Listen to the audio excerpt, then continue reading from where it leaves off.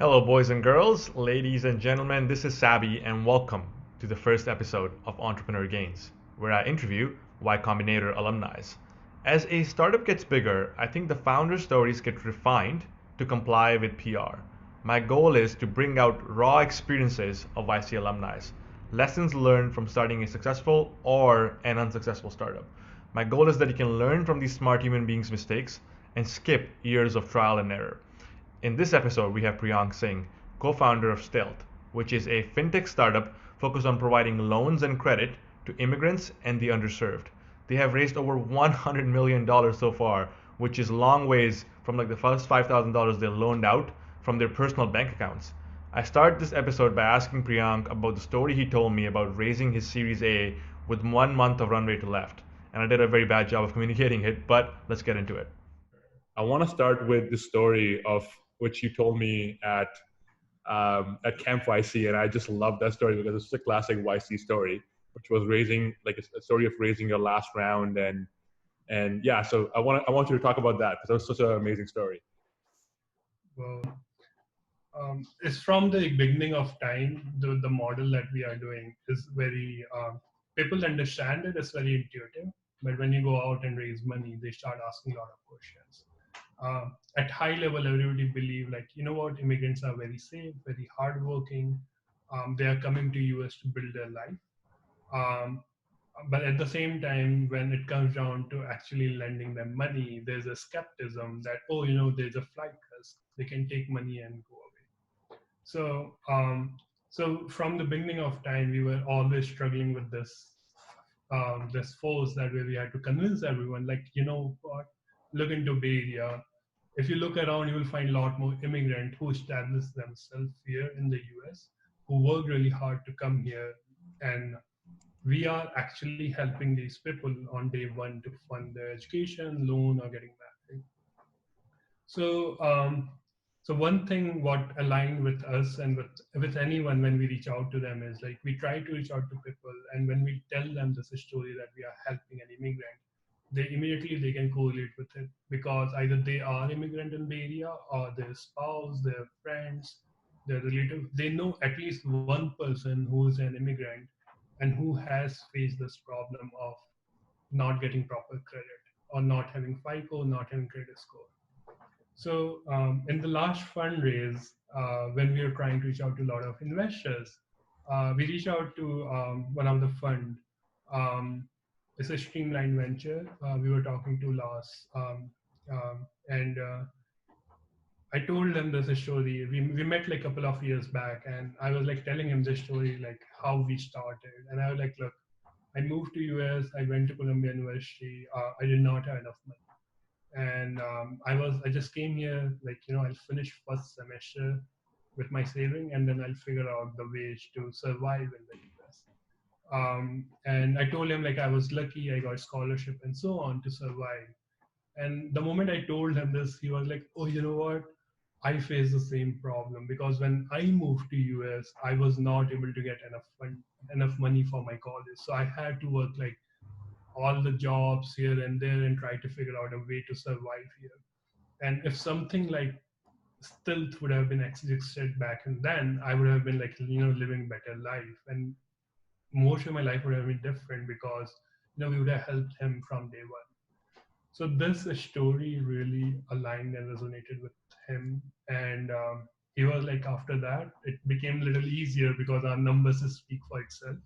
Yep. Our default is very low, our growth is good, our customers are very loyal. Yeah, so that helped us to close our round. But I remember you guys were almost. You said you guys were almost like done. Like that's kind of what I remember. The best part was like where you're like, oh, is it like 1 week left or something? It's always in our story, like when you do fundraise, it's always like, last moment, like when you are Yeah. about to decide, like, oh man, how I'm gonna run the next payroll. Yep. Um, Oh we, man. we were very close to it, but I think being fortunate, like we got the funding and we survived. Right. Okay. Cool. Man, it's always. I remember you telling me that, and you were like, "We're almost last payroll." I'm like, man, that would be stressful. Like thinking about. And you guys, how many employees do you guys have?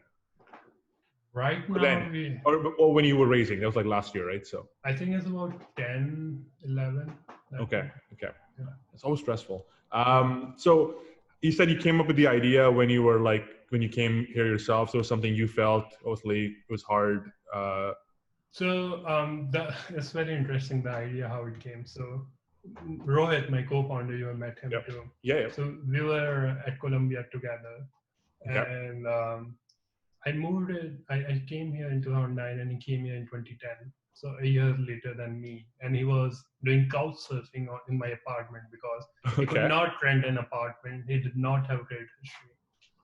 Um, so that's how we met. Like it has been long time, about 9, 10 years, and me and Rohit, I moved when we were in Bay Area, like in 2015, we were trying to figure out a new business model, and I think in December 2015, we were like, oh, how we met. Let's start thinking like that. And you're like, oh, you know what? The way we met is like because Rohit was not able to rent an apartment because he did not have enough credit history.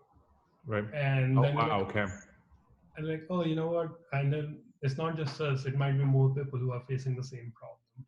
So we just whipped up a website over the weekend. Actually, Rohit whipped up a website. He's like really hacky in that way. It's a very bad UI. The first version was really bad. I want to see that And version. I think that'd be pretty funny though. But uh, no, it's really bad. And then so we just started as a hypothesis, like, oh, you know what, let's see how many people are gonna face this problem. And we had this rule of thumb that we are not gonna reach out to our friends. We are gonna reach out to someone who we don't know, so that there's no bias. So we wanted to get an actual customer. love it.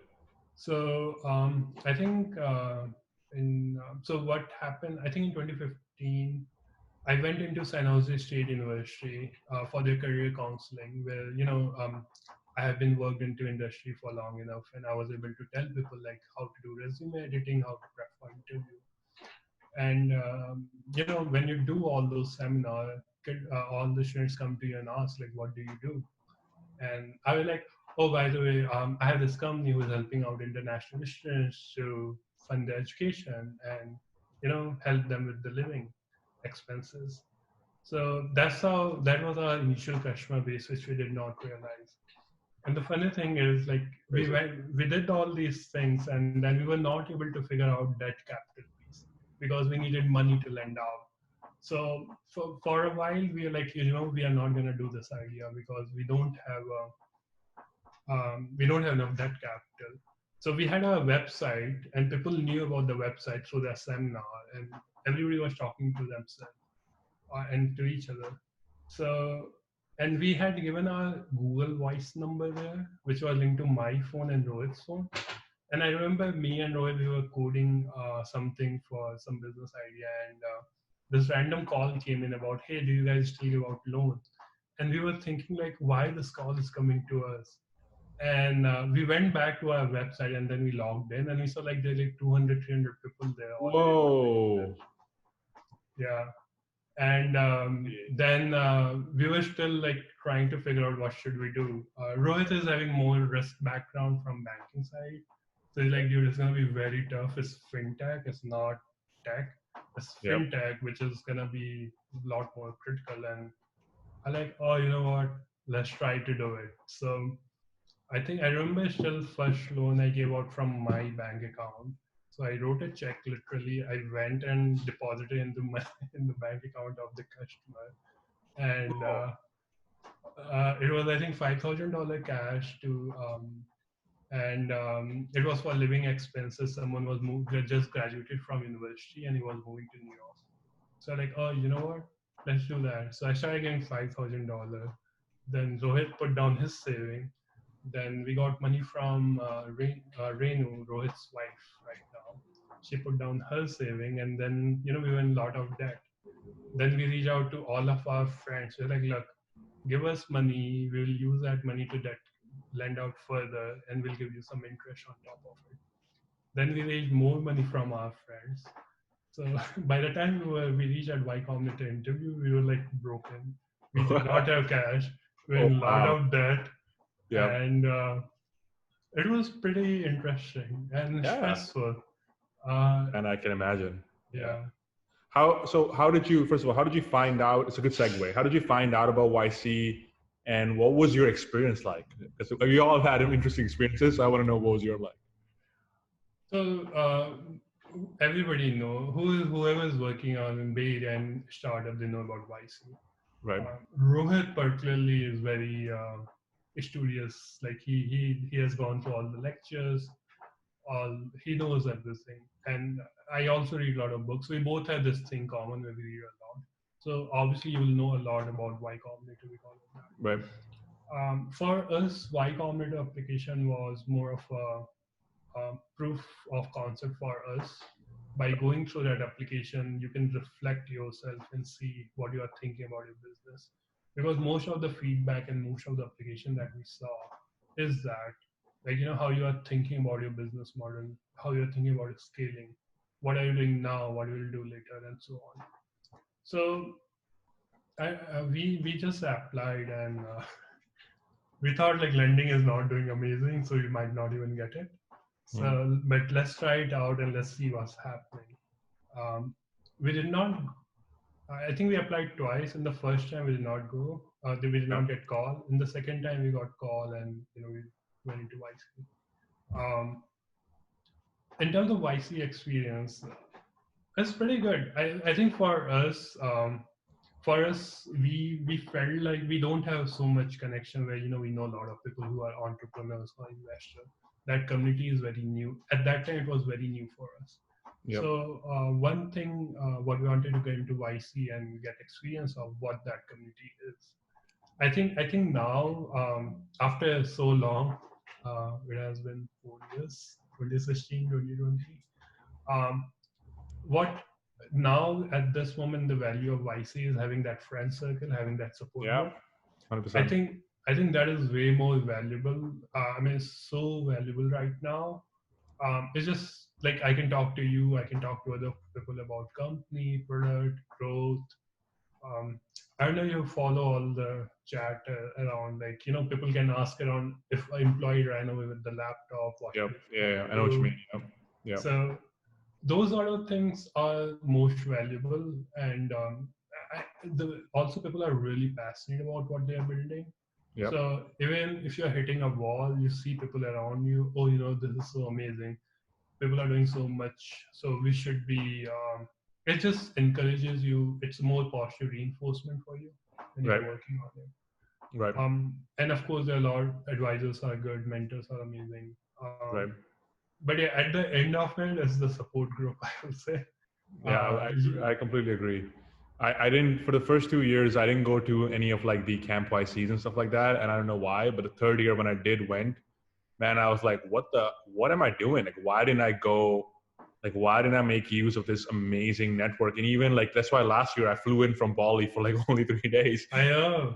Yeah. Yeah, it was just because like, you're like, as you said, like you meet so amazing people, and these could be lifelong friendships. And these people are like doing amazing things, and you can connect with them and talk to them. And like, anytime you need something, um, it's such an amazing community. And it's just like something I never like, thought about it before, but it was such a no-brainer for me after.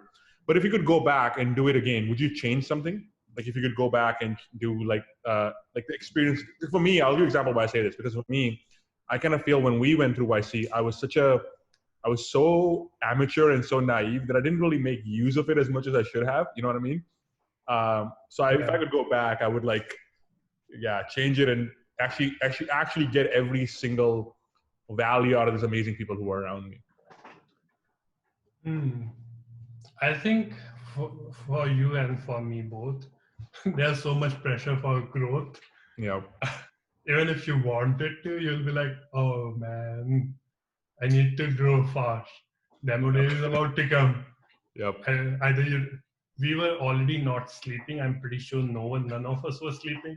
So there's a very limited time what how much you can do. Yeah. Um, I think well, there are two aspects to it. One is like for company and one is for person side. I think we would have it was really good group for us, for particularly for our product, because it resonated with a lot of YC founders. So Right. I remember after our first session with Dalton and Aaron, people reach out to us and like, oh, you know what, this is such an amazing problem. I did not know why anybody did not work on it, and it was really good posture reinforcement for us. Yep. I think in terms of experience, maybe we would have worked on more on the product and should have gotten out more to really get more feedback on that side from the company point of view. I think in terms of utilizing YC value, I think I we would have done more after YC rather than being in the YC. So I Interesting. think all the friends who we made, right, like just being in touch with them, like particularly for me, it's relatively easy because I'm in SF. Most Right. of the founders in SF. So Right. I think what happened after fundraise or something, we sort of got lost into like, oh, go and work on the company. Yep. But after 6 months of that, I went back into like reaching out to more friends and saying, hey, what are you doing after YC? It's just that part. I think I would have done more of it, I guess. Got Um, it. but I think during YC, we all were like really, really, really Yeah, we were all go, gone, man. It was. I still go remember. It was through. such a. We stayed in this crappy ass house, man. Like it's crazy as I don't know if I told you or not, but we stayed in this house where five of us were in this. Like, so what happened is actually this should be another business for you. Uh, we because we were from Canada, and it's like a supply and demand problem. So when we got there, we were looking for a house, and we didn't have a social insurance social security number. So a supply and demand problem. So our landlord asked us for first month's rent, last month's rent, and a security deposit. And and there was no option. It was like for five people house, right? So and take it or leave it. And yeah, I remember living in this crappy house. I'm not joking. There was mushrooms growing in our bathroom. I'm not lying. True story, man. And not the good kind, the crappy kind. Um, but yeah, man, it was such an interesting experience. Like it humbles you definitely. But we were so go go go, and it felt like we also didn't have a life, but uh, we felt like yeah, just like stuck in that sense. Like every day was like just working and like full on. You wanted to impress the partners, and you wanted to like do make the most of the experience. But like it was not healthy at all. But looking back, I think it was such an amazing time because it taught, like, I don't know, personally, I felt it was those are stories I would remember. If it was pretty normal, then I wouldn't remember the stories. You know what I mean? Like, Yeah, I think it's more of a, yeah, when you go into YC, you're like, now I'm here. yeah, Now, that's it. Now the only way is like up. We can't go back now. yep, So, so that kind of pushes you more. Like, okay, yeah. now I'm at YC. I have to be amazing at it. And then Um, everyone you talk to, they're always saying the same thing. Everyone's like asking themselves for the first month is like, what did they make a mistake? They probably, I don't want to fuck it up because they probably like we got in by mistake. What if they kick us out? Everyone is like, I thought it was only us, but then you start realizing everyone's exactly the exact same thing. That was pretty cool, I think. yeah. So Rohit had a flight booked on when we applied for YC. Right after the interview, he's like, "Look, I don't know how the interview is gonna be. I just want to go on vacation." So when we had YC interview in the evening of that, he had flight booked for traveling. And if you remember, YC tell you result on the same day, and Yeah. I have we a good were story about waiting. that. Go ahead. We were waiting until 5:30, 6, and then he was like, "Man," we both were like, "Okay, it's not gonna happen now." I was like, "Dude, have a safe trip." And then I think at 6:15, Alan called me. Hey, you got into YC. I was in character and I started shouting. People were cheering at me back then. And then, and then Rohit was in flight. I called him and like, dude, by the way, we're going to YC. They're like, oh, great. By the way, I have to shut down. I have to turn off my phone because we are taking off. We turned off his phone. Then we talked after the next 7 hours. So Oh man, that's insane. That's such an awesome It was a great experience, though. Definitely. How? What would you say is the biggest challenge you face in a startup? It's an interesting, good question.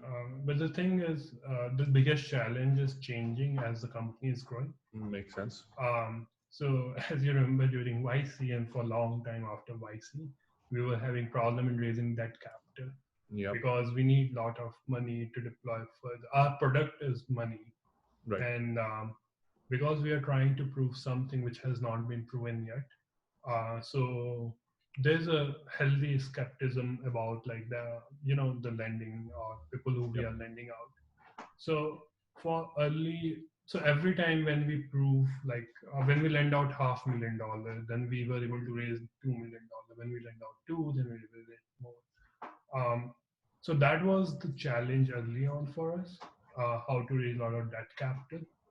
Also, interesting piece is like in finance, there's a regulation, compliance, and a lot of other things. Being coming from tech, those things seems it takes a while for you to get used to those things, and there has not been what I have learned like in industry. A lot of people in fintech particularly, they are putting a lot of resources like humans to do the job, which can be automated. Right. So having that insight took me a while to get to that insight because the more I was talking to fintech people, they were going other way around. But in early days, to our debt capital, right now it's product, product, product. We need to constantly iterate on product, make sure it's exactly what users are asking for. That's why we are launching Bank for Immigrants because we know they are facing the problem. So folks who are coming to US for Y-Combinator, they can open a bank account, we can pay their deposit and do everything. Um, so now I think it's more about product iteration and making things right and making sure it's what people are looking for. Early days, it was like more of how to raise that capital and so on. Got it. Okay. What would be your advice for people if they want to get into startups? That's the tough one. I think there are two things. Having a good co-founder always help. Yep. The second, because you're gonna go through ups and downs. The second thing is you definitely should like the idea on which you're working on because it helps you to be committed enough when you are facing difficulties. Like we reach out to a lot of investors. We got think of this way: people raise equity capital, and you know how the conversion you talk to 20 or 30, and then we were constantly talking to equity investors and debt investors. So That's on great. an average, we were getting rejected every day from someone. Uh, so you have to be really passionate about Yep. to handle that level of rejection. More than that, like because you are passionate about it, you can come with a good product. And yeah, just don't be biased on. Folks have this tendency. We had to. It took me a while to get out of. We all have our own bias when we do anything in early Yep. days. So Yep. you want to make sure you are making more data-driven decisions back then rather than Right. emotional decisions. Makes sense. Makes sense. Um, so it's interesting, but like, is it how hard is it? Because you gotta like you gotta like have enough money to like run the company, but at the same time you also need money to like give it to people, and it's obviously a slow process. Probably money coming back takes years. Um, is that like? I mean, I won't call it like is it a chicken and egg problem in that sense, or? Well, early days it was when we were proving the market, right? Like Yeah. we did not have enough money. So there's a different ways you can short circuit this thing. Um, so I remember early on when we started, our loan terms were very short, like 6 months to 9 months. We did Okay. not do 1 or 2 months because that fall into payday loan. We are not a payday loan. Right. So you can do 6 months, 9 months. That helps you to come. Money will come a little faster rather than 2 years or 3 years. But you're right. For us, it is a challenge that we are raising money and we have to constantly deploy and make sure growth is happening. But the way it works is like you work with your investors, you work with that investors, and you set up the right expectation with them. Right. Like, look, this is the product, this is how the money is going to come in. um, Give us this much, and every month you'll get this repayment, and so on. So you do all the math. Right. What happened, like, let's say you raise 20-30 million dollars, let's say. If it's a line of credit, you can rotate it multiple times, because every month you are getting some money back and you can redeploy it, right? Right. So monthly redeployment is what matters a lot of time. But yeah, I mean, the longer the loan term is, the tough it is. Like, if you look into mortgage, if you look into mortgage industry, like 30 years, 40 years, right? Uh, but at the same time, once we figure out all those things, it becomes really good business, because that's the defensibility of what we've built. Right. Being a startup, as all you have done it and I'm doing it, like, I know how tough it is to raise that capital. Hmm. Secondly, I know how tough it is to convince investors that, what, this is a right investment for you. uh, but if our loan are performing well, if our customers are doing well, it encourages every investor to put more money. Makes sense. And I was going to ask you this because I saw your crunch base and it said raised $113.5 million. So that's probably the loan money. Is that like most of it's the loan money which you're giving out, right? Yeah, You also raise, I guess. Yeah. we did raise equity. Yep. I think it's 7 and 7.5. I forgot the exact number, Right. um, but the rest of the money is that capital that we have raised from multiple investors. Uh, and again, all the immigrants understand what we are doing. So when Yeah. we go and reach out to them, like, look, people like you, people you know of, they are moving to US, and this is how they are doing. They are really hardworking. We really know the value of money and all. So it helped us to raise more debt capital. That's awesome, man. Like, yeah, 100 million plus. Holy, next level. Yeah. That's awesome. So you go on. I was gonna say, long way from $5,000 to 100 million. Okay, I got one last question. It's something I've always wondered about this, but the regulations. So, like, how does the regulation work in this industry? Because, like, you're playing with real money here, right? There's like you asking for like percentage and what if people don't pay and all that stuff. So, how does that government regulation work, and how hard was it to figure that out? It was hard. I won't Yep. say it's easy. Yeah. But I think at the same time, we have very good folks in Y-Combinator. Like, Okay. um, Lend came out of Y-Combinator, Shasha. Yep. Johnson, he was founder of, Johnson is one of our alumni. He helped us a lot. Um, and then, there are like enough people who are doing something along lending. You can reach out to them and get more feedback on those things. But at the end of it, to be honest, like, I ended up reading a lot of law, of government regulations. Wow. So I did not know that for a long time, but everything is online. Like, you can literally go and read New York legislation and all. So, because, like, early days we did not know it, so we reached out to some lawyers, and you know how you do shopping around, you ask lawyers, we want to do lending, so they tell you, oh, these are the things you have to worry about, the other things you have to worry about. So we reach out to like a lot of lawyers, we note down what they are telling us, and then we went out and did our own research. um, Early on, we started with New York. So the way it works is, in US particularly, if you are lending out money, you need lending license, Okay. and so you need to be regulated per state basis, or you have a bank charter. We went through lending license route, and license restrict you to do max and min APR. Okay. What they give you range of amount, origination fee, late fee, or every component of the loan, and you have to make sure that you are following that law. Okay. And the other thing is, like, telling them that we are originating loan and we are not discriminating on a lot of other factors. We have to tell Right. them and prove it to them. Um, it's a long process, but I think we have done it so many times. We exactly know how to reach out to them. Yep. It all comes down to setting up right dialogue and setting right expectation. As long as you are open with them, you tell them exactly what you are doing.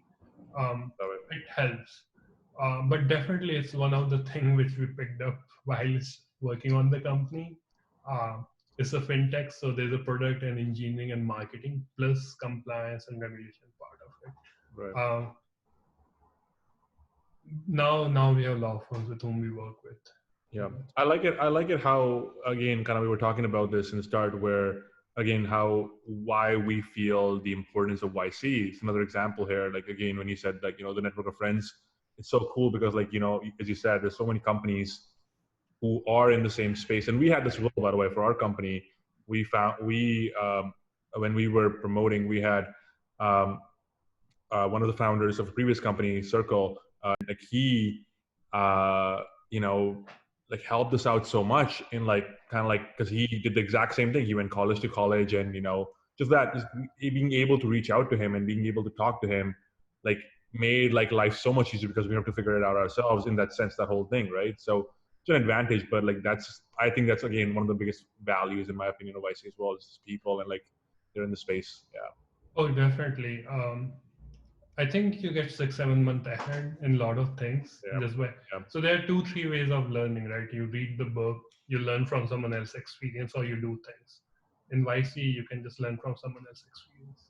Love it. Yeah. Awesome. Okay. Where can people find more about you and your company? Our website is stilt.com. Awesome. About me, mostly well, we are writing blogs and all, so you can read a lot of blogs on stilt.com. Awesome. Pretty much not that popular on Twitter yet.